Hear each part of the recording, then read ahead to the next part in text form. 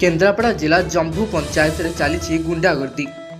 दिन दुईपहर में महिला को मरणात्मक आक्रमण करुछंती दुर्बृत्त। तुरंत पदक्षेप ग्रहण करने को ग्रामवासी अनुरोध करछंती। गतकाली जम्भू पंचायत रे गुंडा बोलाउथवा अर्जुन वैद्य बेआईन भावे जमीर माटी बोझी ट्रैक्टर परिवहन पर गाँ रास्ता को जोर जबरदस्त व्यवहार करथिले।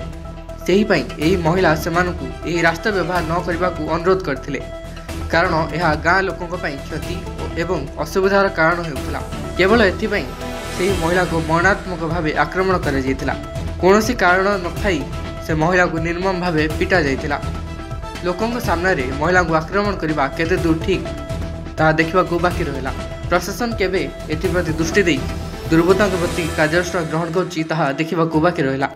सोशल मीडिया रे घूरी बुलूची वीडियो भाइराल ये कौटिका जगह नुह, ये हूँ केन्द्रापड़ा जिला जम्बू पंचायत जम्बू गाँव में जे अर्जुन वैद्य जी अच्छा बेआईन चुंगुड़ी घेरी माटी उठूला। से आसला बेले जनक बाड़ ट्रैक्टर भांगीदेला।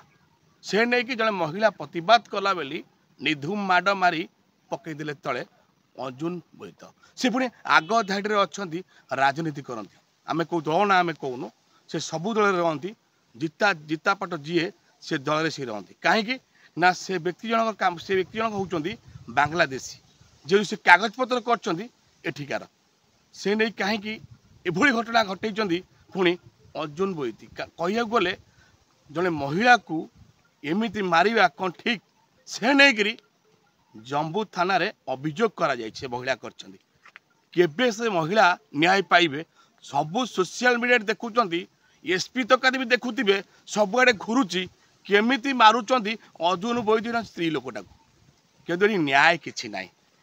केबे प्रशासन दृष्टि पड़ुची ये महिला कार्यानुष्ठान नौकरी अर्जुन वैद्य देखा बाकी केन्द्रापड़ा नाम रिपोर्ट स्टार्ट न्यूज।